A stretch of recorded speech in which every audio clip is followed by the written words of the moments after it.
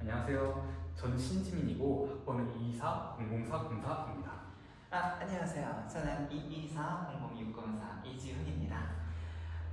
한동생활 토크쇼에 오신 것을 환영합니다. 자, 오늘 우리가 다룰 주제는 바로 헤모글로빈에 관한 겁니다. 헤모글로빈이요? 그 혈액에서 산소를 운반하는 단백질 말씀이신가요? 맞습니다. 그러나 단순히 나른다라고 표현하기에는 조금 어폐가 있는 것 같네요. 만약에 이제 우리가 헤모글로빈을 이제 하나부터 하나씩 만들어가는 입장에서 생각을 해본다라고 하면은 우리에게 있어 참 여러 가지 낭만들이 있어요. 네. 대충 한 5가지 정도 됩니다. 5가지요? 네, 맞습니다. 이제 첫 번째, 어떻게 산소를 잡을 것인가. 두 번째, 이제 중간에 말씀을 드리겠지만 이제 금속 이온이 존재하는데요. 이걸 어떻게 안전하게 유지할 것인가. 세 번째, 독성 물질을 어떻게 차단할 것인가.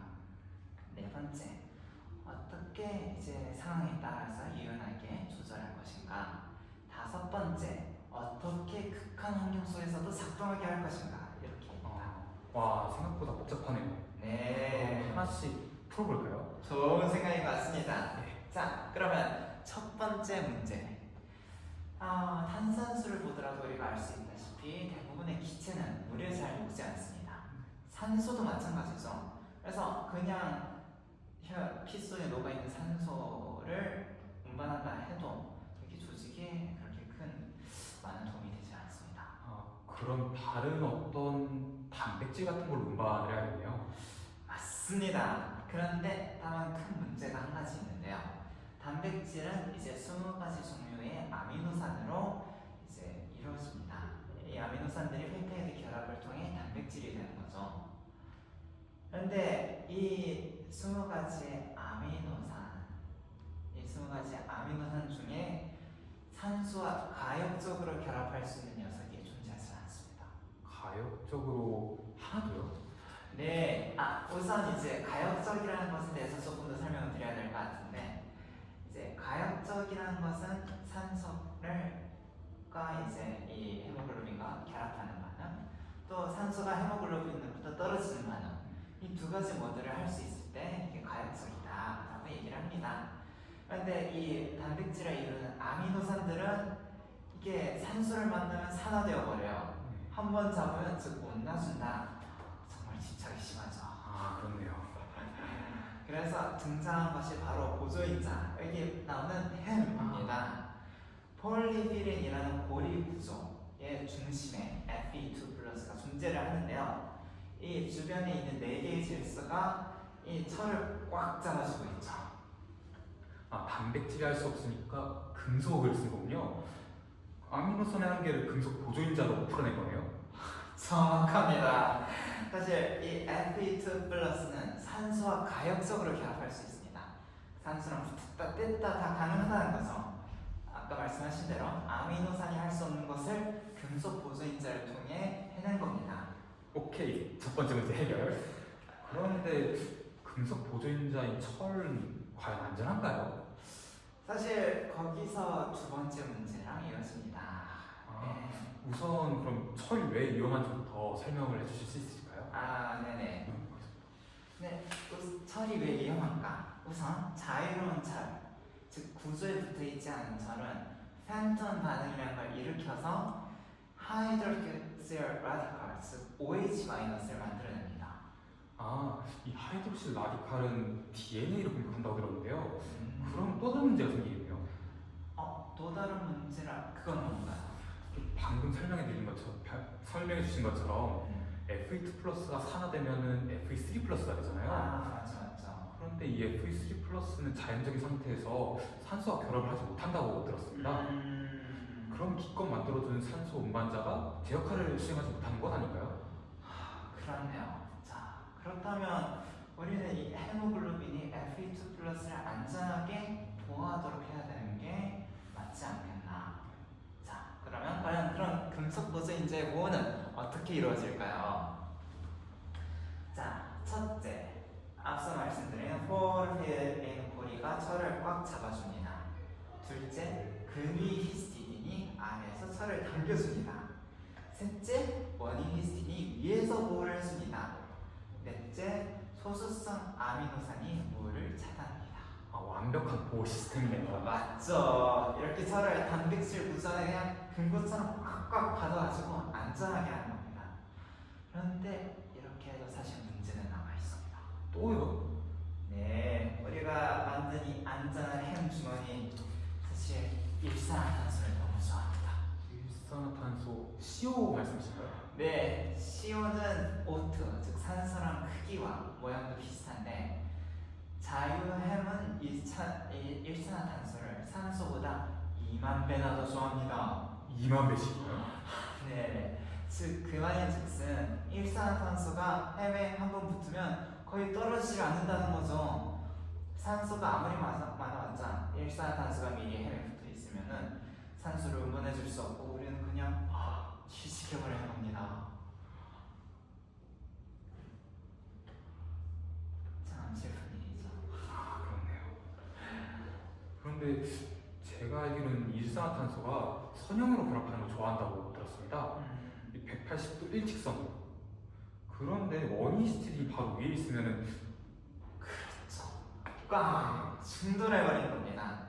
CO가 M과 결합하려면 일직선으로 결합하는 게 아니라 이렇게 구부러가지고 결합을 해야 되는 거예요. 그러면은 일직선을 결합하는 것보다 결합력이 약해집니다. 그럼 산소는 어떻게 될까요? 산소는 원래부터 구부러져가지고 결합하는 걸 좋아한답니다. 그래서 히스티딘이 오히려 산소를 안전화시키는 거죠. 아, 그러면은 CO는 방해받고 O2는 환영받는 거네요. 정확합니다. 이거 예습 배우신 거 아니세요? 단 하나의 아미노산, 즉 원인 히스티딘의 이제 입체장이라고 저희는 부르는데 이걸 통해서 이제 선택성, CO와 O 사이의 선택성을 만들어내는 거죠. 이 2만 배 정도의 친화도를 200배 정도로 줄여줍니다. 2만 배에서 200배면 그래도 아직 많긴 하지만 훨씬 낫네요. 그럼 이제 산소를 선택적으로 잡을 수 있게 됐는데 또 문제가 있을까요? 네, 아직 가장 큰 네 번째 문제가 남아 있습니다. 그 네 번째 문제는 무엇인가요? 자, 우리가 산소를 최대한 효율적으로 끝까지 운반을 하려면은 이 헤모글로빈이 폐에서는 산소를 많이 꽉 잡아야 되고 이제 말초로 가서는 산소를 느슨하게 풀어줘야 되는 거죠. 그런데 이 한 개의 이제 햄이 가지고 있는 고정된 결합력으로는 이 두 가지를 동시에 해낼 수가 없는 거죠. 이 그래프를 보시면 미오글로빈은 쌍극선인데 폐와 조직 모두에서 거의 포화 상태를 유지해서 산소를 거의 안 놔준다고 들었습니다. 맞습니다. 반면 헤모글로빈은 S자예요. 급격한 전환이 일어나죠. 정확해요. 이게 바로 협동성이라는 상품 때문입니다. 헤모글로빈은 4개의 서브 유닛으로 이루어져 있습니다. 근데 이제 그거에 대해서 보안이 조금 이것도 예습을 해오셨는지 모르겠는데요. 산소와 결합을 하면 혹시 어떤 변화가 있는 걸까요? 정확합니다. 첫 산소가 결합하면은 구조가 변합니다. 이 나온 것은 텐스 상태에서 R 상태로 relaxation, relax 상태로. 그러면 R 상태가 되면 산소가 더 쉽게 붙을 수 있고 붙고 하면서 마치 눈덩이처럼 막 굴러가면서 커지는 겁니다.